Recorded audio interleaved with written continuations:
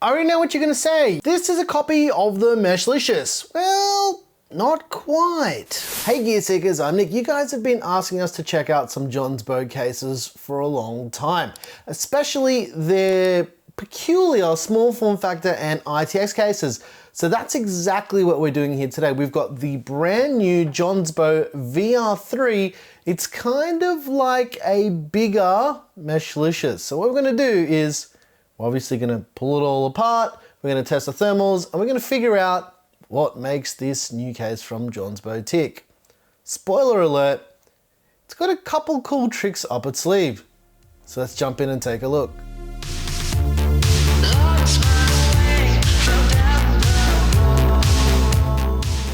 This video is brought to you by MSI and the brand new GV60 streaming microphone. The GV60 has a maximum sample rate of 24-bit by 96 kHz when recording audio. The GV60 features real-time monitoring via the 3.5mm headphone jack with zero latency playback. The GV60 has dedicated dials to adjust the volume. You can also mount the GV60 on a boom arm with a pop filter with ease. This new all-in-one microphone from MSI has 4 pickup patterns to capture audio in any situation. Plus, for Australian and New Zealand viewers, score a bonus Steam gift card for a limited time when you purchase selected MSI products using the promotion link down below in the description. Terms and conditions apply.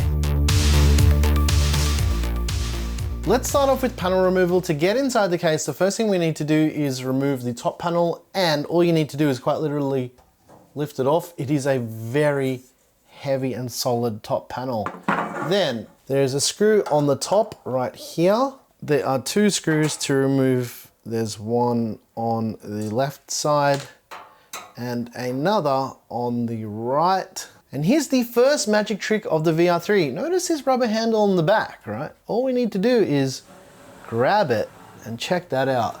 The whole entire frame slides away from the outside of the case. And the rails on the bottom actually kind of act as feet while you're building as well. This basically gives you access to every single angle of the case. Obviously, because this is an ITX case, it supports ITX motherboards and possibly DTX boards as well. And sometimes with these cases, I like to give you guys a bit of an idea of the size of the motherboard in comparison to the rest of the case. Obviously, when we're building and everything else, you'll get a better idea of that. Speaking of compatibility, if you're looking to air cool in this case, you're looking at about a 70mm maximum height for an air cooler. However, I've got to say that this case is more focused towards all-in-one liquid cooling. Which brings me to the next thing. For fans and AIO support, you're looking at either 2 120mm fans up the front, 2 140mm fans, a 240mm liquid cooler, or a 280mm liquid cooler up the front. So it is basically the same as the Meshlicious in terms of liquid cooler compatibility. However, in terms of storage compatibility, this is where this case would make a lot of sense if you're wanting to go quite dense. So on the front side here, with this bracket installed, even with a liquid cooler and everything else installed, you can fit 2 2.5-inch SSDs. And on the back side, you can fit 2 3.5-inch spinning rush drives. So quite a lot of storage density if that's what you're going with. However, once again, you do need to make sacrifices for certain things. Allow me to explain. If you're wanting to use a large GPU in this case, you will need to remove this bracket here. Now, in this default configuration, with the drive sled at the bottom removed, this GPU, the one that we're going to be using in this build, actually won't fit. If you're wanting to have heaps of clearance for your GPU's outputs, you can leave it like this if you have a smaller GPU. However, we have an option here. Move it up to a different position. You'll need to move the riser support up. And now when we try to fit the big GPU in, it fits in with little to no issue.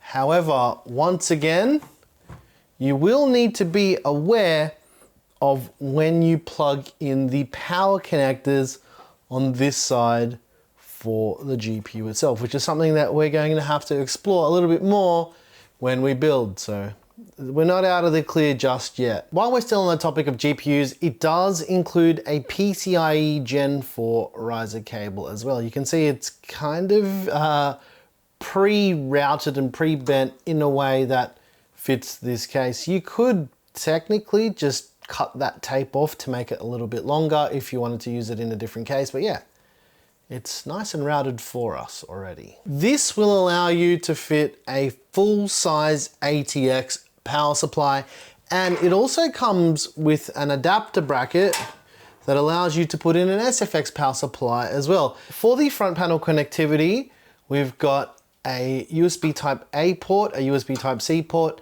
and also a power button, which is a combined power LED as well. The connections for those USB ports are a single USB 3.0 connector for your motherboard, so there's no dedicated Type-C front panel connector. Some ITX boards don't actually have a USB Type-C header, so this is actually kind of a nice thing to see. And there's obviously also the connectors for the power switch and the power LED as well. That's basically everything you need to know about the Jonsbo VR3 for now. Let's do a bit of a build in it, and then I'll tell you guys what I think of this case after we actually put some hardware in it and we thermally test it. Let's jump in.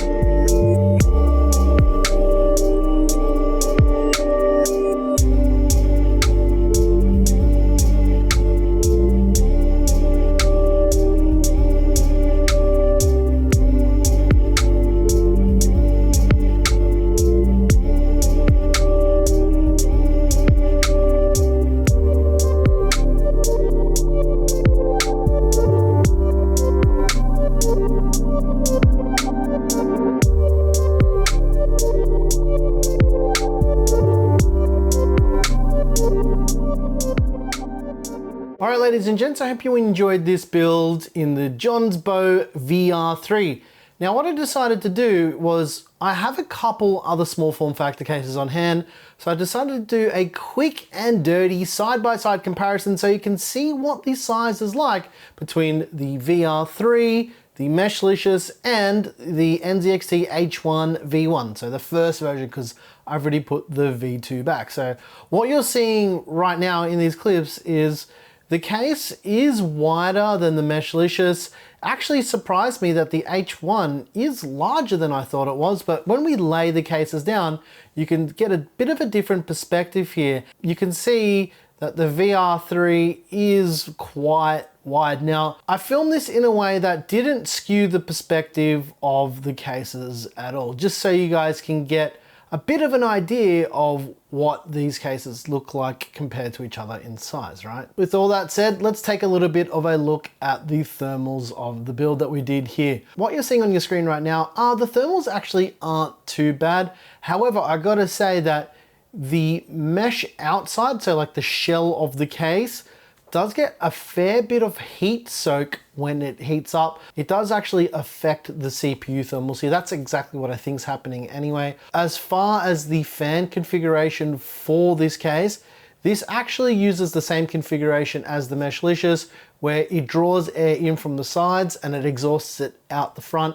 This is a far more efficient way to cool in a case like this, because the whole rest of the case is mesh, so it's got a lot of area for intake. I've seen comments in the past with our Meshlicious content with people saying, oh, I don't want the hot air to be blown in my face. Well, this is the optimal way to cool in this case. Now, I'm thinking that I may go back and do an air-cooled version of this as well to see what the thermals are like with the same CPU, But for this video, and given that I wanted to get this out as quickly as possible, I decided not to go ahead and air cool it for this video. I think there's a whole nother video in this actually. I'll quickly run through some of the parts in this build. The CPU is the Intel Core i7-12700K. The motherboard is the Gigabyte B660i AORUS Pro DDR4. To cool the 12700K, we use the NZXT Kraken X63 RGB in white. It's a 280mm cooler. I use 16 gigs of AORUS DDR4 memory. It's their RGB memory at 3600 megatransfers. The GPU is the Asus GeForce RTX 3080 Gundam Edition. The power supply is an 850 watt Cooler Master SFX power supply with custom-made cables from CableMod. And if I missed any other parts, I'll put a PC part pick list down below in the description. Okay, let's chat a little bit about the VR3 and how it is to build. So the overall build quality of the case is phenomenal. It is a very, very solid case. So in comparison to the Meshlicious, this is much, much better quality than that case in every single aspect. At first, I was a little skeptical of the whole sliding mechanism to build the PC out of the shell and slide it in, but it turns out this actually makes it far easier to build because you literally build it in a frame, slide it into the outer shell, and you don't have to worry about clearance with the panels going back on. You kind of have to worry with that with the Meshlicious.